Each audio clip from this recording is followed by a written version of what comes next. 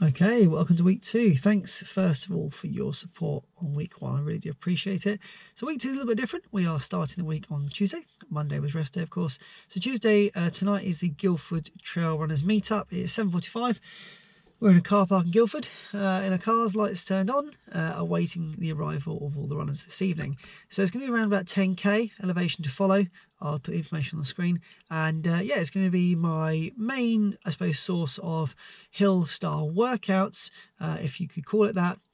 Separate to long run, of course, but it just means that each week within the sort of Monday to Friday sessions, I'm going to be able to get into some hills, some elevation, even if it means that residential roads are the routes I take for the rest of the workouts throughout the week. So I'll show you some footage that follows. Also, what I want to do is just share with you some music that is created by a guy called Luke, who's one of our trail runners. So if you'd like to check that out, I'm going to put some links down below. Head over to Spotify, give it a little listen whilst you're noodling around the house today. Otherwise, enjoy the little clip that I put with the footage to follow.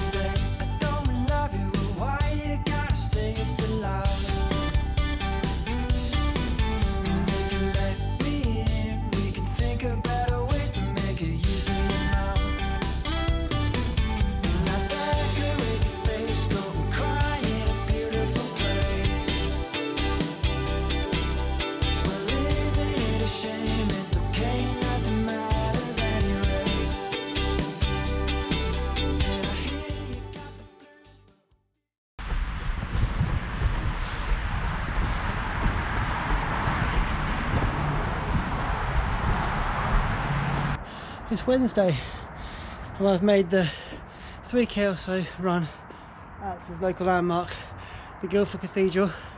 I don't know if you can see from here, but the angel up high is illuminated.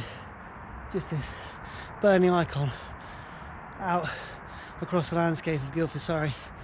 So Wednesday night for me is kind of like a midweek recovery, I suppose.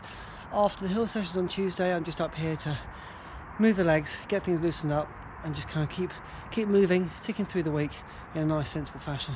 So as I run away now from Guildford Cathedral and I show you the fantastic view as I run into the distance, last night was really interesting. The hills have been waiting for me. It's been quite a few months and I was really pleased to get back out there. I was nice and calm. I was at the back, just keeping to the rhythm of my own drum, and it was nice to really explore it again. It's been a while since I've been out with my buddies, so that was brilliant. And I got the chance to really try out the Hoka Torrent 2s.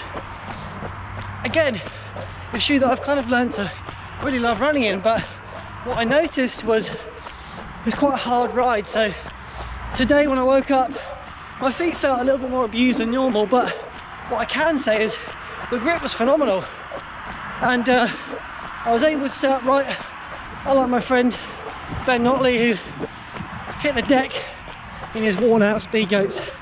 So yeah, they were a great shoe to run in. I really enjoyed it, but I try to be mindful that it's quite a hard ride.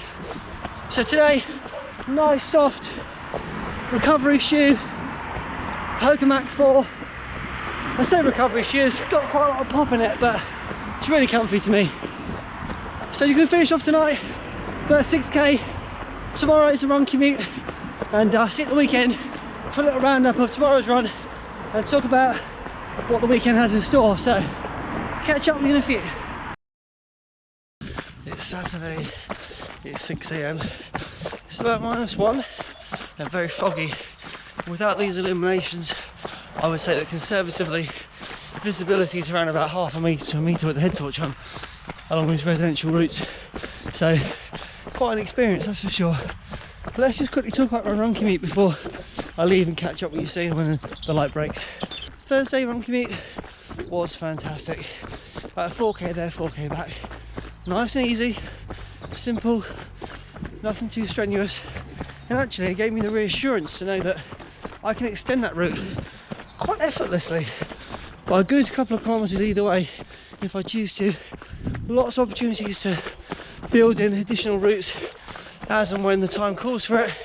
So overall, yeah, great successful run commute. It's 2 weeks in a row now I've done that. I feel really good for it.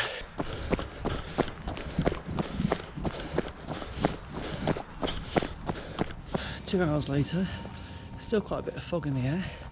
Long run complete. GPS slightly weird today. I think it's probably because of the fog and the mist. Did my out and back, and it seemed to be slightly short of the distance, but it is 10k out, 10k back, so I can't really do much more than that. And this last little bit isn't accounted for because it's my little kind of cool down. So overall, really enjoyable, pacier than normal, and I'm feeling a lot fitter than I was last week.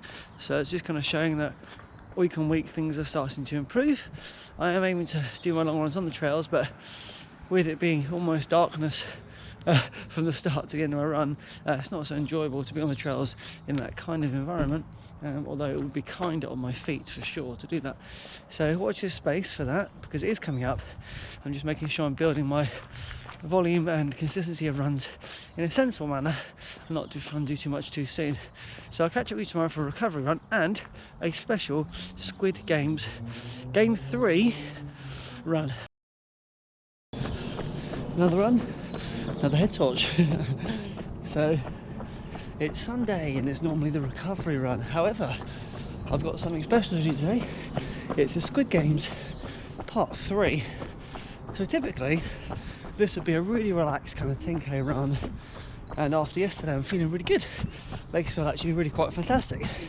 However, what I've got to do is something far more painful and difficult than a recovery run, and I'll tell you about it when I get there, because I'm going to try my best not to cry when I do it. Okay, let's talk about this week's Squid Game challenge. I've been put into a team. I'm team 4 and we're against team 2. The challenge is as follows. Each team has to run the distance of a marathon, 42.2 kilometres. Each member of the team, of which there are 10 of us, has to run a minimum of 2 and a maximum of 7 kilometres. We've been chatting this week as a team collectively, which has been quite nice, and I've been given the distance 3.2 kilometres. So essentially what I need to do is run as fast as humanly possible, that 3.2 kilometres. Pressure's on me because I've got that 0.2, and you do get deducted if you go over the collective mileage, but I think we're absolutely fine. We've got some really speedy runners in the group, and people who are posting some significantly quick park run times from yesterday, some of which are using them for their mileage portion, some aren't, but I'm here today back at the grounds where I did my fastest 10k. If you haven't seen that video, you might consider checking that out. So without further ado, I'm going to run around this residential loop. It's about 300 metres, so I'm going to try my best not to cry. As I said before, this is supposed to be a recovery day, so this is a bit of a thorn in my side really, because it means I'm not really running how I should be running. However, the choice of doing this today or yesterday, if I did it yesterday it was about -2 and it was icy and probably a bit dangerous to do it before a long run, and obviously today thankfully my legs feel good, so we'll give it the best shot. And yeah, I'll film periodically, but basically yeah, it's just going to be hell for leather. See what I can do. 3.2k coming up, team 4. 4:05 kilometre 1. Physically can't actually run any faster than that. 4:15 kilometre 2. 4:17, 200 to go. There it is. 13:34, 3.2.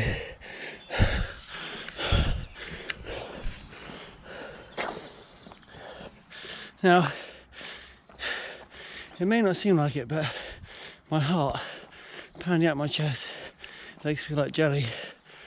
That pace drop off from kilometre 1 to 2 to 3 I just haven't got the speed at all in my legs.